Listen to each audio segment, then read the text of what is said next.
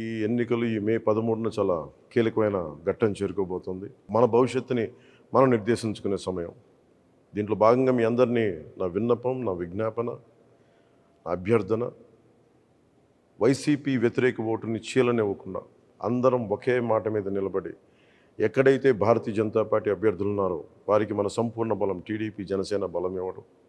అలాగే టీడీపీ ఎక్కడైతే నిలబడిందో సంపూర్ణంగా జనసేన, బీజేపీ మద్దతుదారులు, జన సైనికులు, కార్యకర్తలు, బీజేపీ కార్యకర్తలు అందరూ మద్దతు ఇవ్వడం.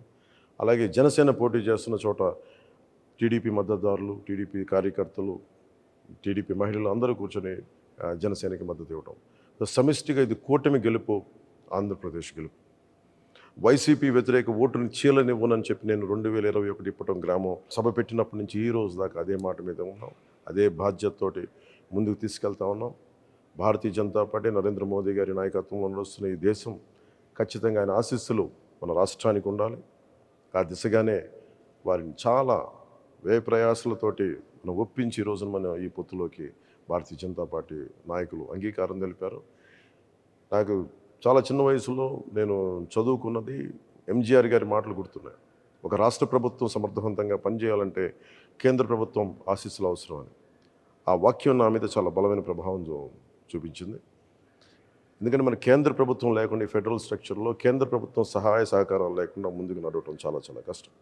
వీటన్నిటిని దృష్టిలో పెట్టుకొని ముఖ్యంగా 6 అంశాల మీద మనం ముందుకెళ్తున్నాం. విద్య, వైద్యం, ఉపాధి, సాగునీరు, తాగునీరు, లా అండ్ ఆర్డర్. విద్యకు సంబంధించి ప్రభుత్వం ఫీజు రీయింబర్స్మెంట్స్ చేయలేదు. ఎయిడెడ్ స్కూల్స్ మూసేశారు. సరైన నాణ్యతతో కూడిన విద్యా విధానం లేదు. అలాగే సంక్షేమ పథకాలు, అమ్మఒడి లాంటిది కూడా ఎంతమంది బిడ్డలు ఉంటే అంతమందికి ఇస్తామని చెప్పి ఇవ్వలేదు. ఒకరికి ఇచ్చి మరి అందరికి ఇచ్చిన భ్రమ కల్పించారు. అలాగే ఎయిడెడ్ స్కూల్స్ దాదాపు 7,000 పైచీలకు ఎయిడెడ్ స్కూల్స్ మూసేశారు. వాటిని కూడా ప్రైవేటైజ్ చేసే ప్రయత్నాలు జరిగినాయి. కొన్ని చోట్ల అడ్డుకున్నా, కొన్ని చోట్ల కుదరలేదు, కొన్ని చోట్ల ప్రైవేట్ పరం అయిపోయినాయి. అది విద్య పరంగా ఎవరికి కూడా సరైన ఫీజు రీయింబర్స్మెంట్లు జరగలేదు. ఎన్టీఆర్ హెల్త్ యూనివర్సిటీని పేర్లు మార్చేశారు. ఆంధ్ర యూనివర్సిటీని వైసీపీ కార్యాలయంగా చేశారు. విశ్వవిద్యాలయాల్లో కూడా వైసీపీ ప్రభుత్వం తాలూకు పోకడ, దాని జోక్యం నిజంగా విశ్వవిద్యాలయాల తాలూకు ఔన్నత్యాన్ని, ఉన్నతిని మంటగలిపింది. ఇవన్నీ మార్చుకోవడం, భవిష్యత్తులో నాణ్యమైన విద్య, విశ్వవిద్యాలయాల తాలూకు దాని తాలూకు సమగ్రత కాపాడుకునేలాగా ఉంటాము. అలాగే మనకి వైద్యానికి సంబంధించి మనం ప్రతి కుటుంబానికి 25 లక్షల రూపాయలు మనం హెల్త్ ఇన్సూరెన్స్ ఇస్తూ ఉన్నాం కూటమి ప్రభుత్వం తరపు నుంచి. అలాగే primary health care, secondary health care, tertiary health care అన్ని గవర్నమెంట్ హాస్పిటల్స్ని చాలా బలోపేతం చేస్తాం. అది కూటమి ప్రభుత్వం తీసుకున్న నిర్ణయం.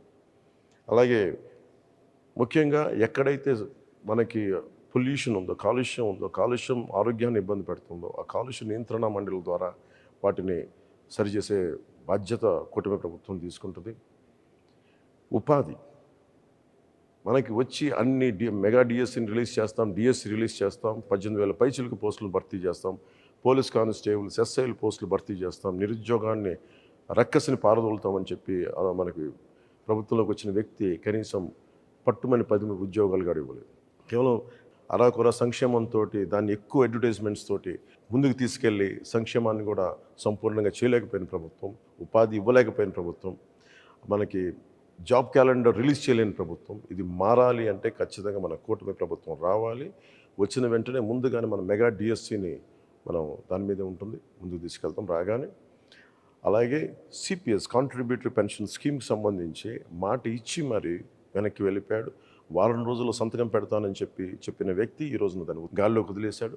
స్కూల్స్లో పాఠాలు చెప్పి టీచర్లను తీసుకెళ్ళి మనకి యారక్ షాపుల దగ్గర, సారాయి షాపుల దగ్గర క్యూల్లో సరిచేసే బాధ్యతలు అప్పచెప్పాడు. ఇది వారిని మన గురు బ్రహ్మ, గురు విష్ణు, గురు దేవ మహేశ్వర అని చెప్పి మనం గురువుని ప్రార్థించుకునే పరిస్థితుల్లో తీసుకొచ్చి మద్యం షాపుల దగ్గర పనిచేసే విధంగా ఈ ప్రభుత్వం గురువులను అవమానం చేసింది. ఉద్యోగులకి సిపిఎస్ ఇవ్వలేదు. వీటన్నిటిని దృష్టిలో పెట్టుకొని నేను గురువులకి గౌరవం ఇచ్చేలాగా, వారికి వేతనం సకాలంలో అందేలాగా, అలాగే సిపిఎస్ నేను ఉమ్మడి ఆంధ్రప్రదేశ్ మాజీ ప్రభుత్వ ఉద్యోగ కొడుకుగా నాకు కష్ట నష్టాలు తెలుసు. ఈ రోజుకి మా అమ్మకి, మా నాన్నగారి పెన్షన్ అందుతూ ఉంటుంది. దానికి తాలూకా కష్టం తెలుసు నాకు. అలాంటిది కాంట్రిబ్యూటరీ పెన్షన్ స్కీమ్ పదవి విరమణ చేసిన ఉద్యోగులందరికీ కూడా సంవత్సరం లోపు నేను మీకు మాటిస్తున్నాను. సంవత్సరం లోపు దీనికి పరిష్కారాన్ని కనుక్కొని మీ పదవీ విరమణ మీకు భయపెట్టేది కాదు, మీకు భరోసా ఇచ్చేదిలాగా ఉంటుందని చెప్పి మనస్ఫూర్తిగా నేను మీకు పదవి విరమణ చేయబోతున్న ఉద్యోగులందరికీ నేను తెలియజేసుకుంటా ఉన్నాను. నేను మీకు మాటిస్తున్నాను, సంవత్సరం లోపు దానికి పరిష్కార మార్గాన్ని కనుక్కొని మేము పారిపోం. నేను మీకు మాటిస్తాను, నేను నిలబడతాను. అలాగే సాగునీరు, మనకి ఇన్ని ప్రాజెక్టులు ఉన్నాయి. ఈరోజు మెగా ప్రాజెక్టు 2004 నుంచి ప్రత్యేకించి జల యజ్ఞం మన పదం అనే కానీ జల దోపిడీ అయిపోయింది. ఎక్కడైతే సాగునీటి ప్రాజెక్టులు ఉన్నాయో ఉన్న ప్రాజెక్టులని సరిగ్గా మెయింటెనెన్స్ చేయకుండా, కాలువలు పొడికలు తీయకుండా, డ్రైనేజీలు సరిగ్గా తీయకుండా, డ్రైనేజీలను అలాగే లాకులు ఇటువంటి కనీసం మినిమం మెయింటెనెన్స్ కూడా చేయకుండా చాలా వేలాది లక్షలాది ఎకరాల ఆయకట్టు సరైన నీటి సౌకర్యం లేక, చివరి ఆనకట్టుకు చివరున్న పొలాలకి సరైన నీటి సౌకర్యం లేక నలిగిపోతున్న ప్రజానికి గిట్టుబాటు ధర లేదు, మద్దతు ధర లేదు, ధరల స్థిరీకరణ నిధిని సంపూర్ణంగా అది తీసుకెళ్ళలేదు. అందుకని నేను కౌలు రైతులకి సొంత డబ్బుని ఇచ్చిన వాడిని, కౌలు రైతాంగానికి, రైతులకి, అన్నం ముద్ద పెట్టే రైతులందరికీ నేను మీకు మనస్ఫూర్తిగా మాటిస్తున్నా, మీ క్షేమం కోసం, మీ సంక్షేమం కోసం కూటమి ప్రభుత్వం అండగా ఉంటుంది. అలాగే ముందు బాధ్యతగా మొదటి రాగానే ఏవైతే మైనర్ ఇరిగేషన్, చిన్న ఇరిగేషన్ ప్రాజెక్ట్స్ ఉన్నాయో వాటిని తొందరగా పూర్తి చేయడంతో పాటు ఉన్న ఇరిగేషన్ ప్రాజెక్ట్స్ని సమర్థవంతంగా పనిచేసేలా తీసుకుంటాం. ఇరిగేషన్, డ్రైనేజ్ వీటన్నిటిని సరి చేస్తామని మీకు అందరికీ మాటిస్తూ, మీకు రైతు భరోసా కేంద్రాల దగ్గర నుంచి ప్రభుత్వం నుంచి మీకు సరైన మద్దతు రాలేదు. అవి బాధ్యతగా తీసుకొని, అది మీ సంక్షేమం మా మొదటి బాధ్యత. దానికోసం మేము వెన్నంటే ఉంటాం. మీ కష్ట నష్టాలకి కూర్చొని వీళ్ళలాగా మీ కష్టాలు వస్తే, వర్షం పడితే రైతుల్లో మొలకలు రాక ఏమొస్తుందని చెప్పి దిగజారుడే మాటలు అలాంటి ప్రభుత్వాలు కాకుండా బాధ్యతగా మీరు ఒక మాట మాట్లాడితే చేతులు కట్టుకొని మీ దగ్గరికి వచ్చి మేము మీ సమస్యలను తెలుసుకొని మేము మీకు అండగా ఉంటాం. అలాంటి ప్రభుత్వం రాబోతుంది కూటమి ప్రభుత్వం. తెలియజేసుకుంటూ రైతన్నలకు తెలియజేసుకుంటూ, ముఖ్యంగా మనకి తాగునీరు ఏ మూలకెళ్ళినా, ఏ నియోజకవర్గానికి వెళ్ళినా మినిమం కనీసం ప్రాథమిక హక్కు అది, మంచి నీరు రావటం అనేది. అలాంటి మంచినీరు కూడా ఇచ్చే పరిస్థితుల్లో లేదు. కేంద్ర ప్రభుత్వం జల్ జీవన్ మిషన్ అనే ప్రధానమంత్రి గారి ఆధ్వర్యంలో ప్రధానమంత్రి జల్ జీవన్ మిషన్కి నిధులు వచ్చినా కానీ ఈ ప్రభుత్వం దాన్ని ముందుకు తీసుకెళ్ళలేదు. మేము మీకు మాటిస్తున్నాం, అహిర్నిశలు మేమందరం బాధ్యత మరి తీసుకొని మనకి కనీస రక్షిత మంచినీరు ప్రతి ఇంటింటికి అందేలాగా మేమందరం బాధ్యత తీసుకుంటాం అని మీకు తెలియజేసుకుంటాం ప్రతి ఒక్కరికి. అలాగే మధ్యతరగతి కుటుంబాలకి మీరు కష్టాలు నలిగిపోతూ ఉన్నారు, ఎక్కువ మీరు కూర్చోబెట్టి అందరూ మీరు నలిగిపోతారు, ట్యాక్సులు కడతారు, మీరు సంక్షేమ పథకాలు ఉండవు, మీకు కనీసం మీకు ఇవ్వగలిగింది భరోసాతో కూడిన ప్రభుత్వం ఇవ్వాలి, లేదంటే మీకు ధరలు తగ్గించే ప్రభుత్వాలు ఉండాలి. అందుకనే కూటమి పెట్టుకుంది ముఖ్యంగా 3 సిలిండర్లు మహిళలకి ఉచితంగా ఇవ్వాలని, బస్సు ప్రయాణం ఉచితంగా ఉండాలని, ఇలాంటి సంక్షేమ పథకాలతో ముందుకు వస్తున్నాం. ముఖ్యంగా నిరుద్యోగులకి ప్రతి నెల మనకి ఉద్యోగం లేనప్పుడు నిరుద్యోగ భృతి వీటన్ని ముందుకు తీసుకెళ్తాం. ఎన్నోసార్లు జనవాణి కార్యక్రమంలో నేను ఒకటి నిర్ణయించుకున్నాను, చాలా ఆవేదనతోటి అందరికంటే వెనుకబడిన వాసులు మమ్మల్ని సమాజం గుర్తించదు, మా కష్టాలను గుర్తించదు అని చెప్పి దివ్యాంగులు నాతో పెట్టుకున్న గోడు నన్ను ఎప్పుడు కదిలించేసేది. దాంట్లో భాగంగానే మనకి తెలుగుదేశం, జనసేన ఉమ్మడి మన మేనిఫెస్టో కమిటీ కూర్చొని ప్రత్యేకించి దీని మీద దృష్టి సారించి ప్రతి దివ్యాంగులకి 6,000 రూపాయలు నెలకి ఇంటికి వచ్చి అందజేసేలాగా, అలాగే ఎక్కడైతే సంపూర్ణంగా దివ్యాంగులు మొత్తం శరీరం అంతా చచ్చుబెడిపోయిందో వారికి నెలకి 15,000 రూపాయలు అందజేసేలాగా, అలాగే తలసీమియా లాంటి వ్యాధిగ్రస్తులకి నెలకి 10,000 రూపాయలు వచ్చి అందజేసేలాగా ఈ బాధ్యత కూటమి ప్రభుత్వం తీసుకుంటుంది. ఈరోజు మేము పెట్టుకున్న సంక్షేమ కార్యక్రమాలు అన్నీ కూడా నిరుద్యోగులకు కానీ, రైతాంగానికి కానీ, మీరు మేనిఫెస్టో చూస్తే అన్ని సంక్షేమ కార్యక్రమాలు కూడా మేము చాలా బాధ్యతగా తీసుకొని చేస్తాం. చాలా బలమైన బరువు, చాలా బలమైన బాధ్యత. ఎందుకంటే మనసుంటే మార్గం ఉంటుంది.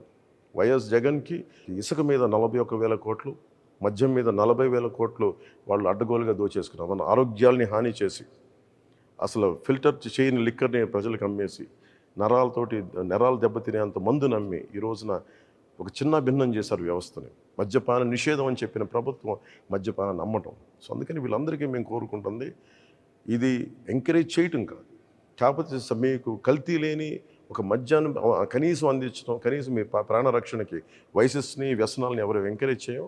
కానీ మనకు 6 రాష్ట్రాలు మన చుట్టుపక్కల, మన ఆంధ్రప్రదేశ్ రాష్ట్రానికి 6 రాష్ట్రాలు మనకి చుట్టుపక్కల సరిహద్దులు ఉన్నాయి. సో మనకి సంపూర్ణ మద్యపాన నిషేధం అది చేయడం చాలా కష్టసాధ్యం. కానీ అంచెలంచెలుగా ఆడపడుచులు, మహిళలు కోరుకున్న చోట, ఒక గ్రామం కోరుకున్న చోట, ఒక ప్రాంతం కోరుకున్న చోట అక్కడ మద్యం షాపులు కానీ, లేదంటే యారక్ షాప్స్ కానీ అవి లేకుండా చూసుకునే బాధ్యత ప్రజలు, మెజారిటీ శాతం ప్రజలు కోరుకుంటే అక్కడ మద్యాన్ని సంపూర్ణంగా నిషేధించే బాధ్యత కూటమి ప్రభుత్వం తీసుకుంటుంది. అలాగే ముఖ్యంగా లా అండ్ ఆర్డర్. ఈ లా అండ్ ఆర్డర్ సమస్యను అంటే మేము బేసిక్గా జనసేన, టీడీపీ మేమందరం నమ్మేది భారతీయ జనతా పార్టీ వ్యవస్థల్ని బలోపేతం చేయడం, వ్యవస్థలను బలహీనపరచడం కాదు. కూర్చోబెట్టుకు సినిమా టికెట్లకి మొత్తం మండల రెవెన్యూ ఆఫీసుల దగ్గర నుంచి చీఫ్ సెక్రటరీ దాకా, మా చీఫ్ సెక్రటరీ టు చిన్నపాటి ఎంఆర్ఓల దాకా పనిచేస్తూ ఉన్నారు. అదే రైతుకి కష్టం వస్తే ఒకళ్ళు కూడా స్పందించే పరిస్థితులు లేదు. వ్యవస్థల్ని బలోపేతం చేస్తాం. పోలీస్ వ్యవస్థని కానీ, రెవెన్యూ వ్యవస్థని కానీ, అన్ని వ్యవస్థల్ని బలోపేతం చేసి వారికి సాధికారతని వారికి ఇచ్చే దిశగా మేమందరం బలమైన నిర్ణయం తీసుకున్నాం. అది మనకి ప్రజాస్వామ్యాన్ని పరిరక్షిస్తాం. లా అండ్ ఆర్డర్ చాలా చాలా చాలా బలంగా ఉంటుంది. లా అండ్ ఆర్డర్ బలంగా ఉన్న చోట అన్ని పథకాలు బాగుంటాయి. లా అండ్ ఆర్డర్ బలంగా ఉన్న చోట పెట్టుబడులు వస్తాయి, పరిశ్రమలు వస్తాయి. పరిశ్రమలు వచ్చిన చోట ఉపాధి అవకాశాలు ఉంటాయి. వీటన్నిటిని దృష్టిలో పెట్టుకొని మీ అందరికీ పేరు పేరున ప్రతి ఒక్కరికి 2 చేతులెత్తి అభ్యర్థిస్తున్నాను, ఆర్థిస్తున్నాను. వైసీపీ వ్యతిరేక ఓటు చీలకుండా భారతీయ జనతా పార్టీ పోటీ చేస్తున్న చోట, తెలుగుదేశం పోటీ చేస్తున్న చోట మీరు సంపూర్ణంగా జన సైనికులు, జనసేన వీర మహిళలు, జనసేన మద్దతుదారులు. ఎట్టి పరిస్థితుల్లో వైసీపీ నాయకులు రకరకాల మాటలు మాట్లాడుతూ ఉంటారు. మేము గెలిచి మేము జనసేనలోకి వెళ్ళిపోతాం. ఇలాంటి అబద్ధాలను మీరు నమ్మకుండా సంపూర్ణంగా కూటమి అభ్యర్థులకే జనసేన ఓటు సంపూర్ణంగా వారికి మీరు వేయాలని మనస్ఫూర్తిగా కోరుకుంటూ, అలాగే టీడీపీ మద్దతుదారులకి, టీడీపీ నాయకులకి, టీడీపీ కార్యకర్తలకి, భారతీయ జనతా పార్టీ కార్యకర్తలకి, భారతీయ జనతా పార్టీ మద్దతుదారులకి మనందరం ఈసారి మనస్ఫూర్తిగా అందరం ఒకసారి కలిసి ఒకటే చోట, ఒకటే అడుగుతోటి, ఒకటే భావంతో ఆంధ్రప్రదేశ్ని సంరక్షించుకుందాం. నరేంద్ర మోదీ గారి నాయకత్వంలో వికసిత్ భారత్లో అంతర్భాగం వికసిత్ ఆంధ్రప్రదేశ్ కూడా మనందరం కలిసికట్టుగా మనం ముందుకేసి ఓటేసి కూటమిని గెలిపించుకోవాలి. కూటమిని గెలిపించుకోవడం మన బాధ్యత. ఇది మన భవిష్యత్తుకి చాలా భరోసా ఇచ్చే ప్రభుత్వం. ఇది మీ అందరికీ తెలియజేసుకుంటూ ప్రతి ఒక్కరికి పేరు పేరున ధన్యవాదాలు తెలియజేసుకుంటూ సెలవు తీసుకున్నాను.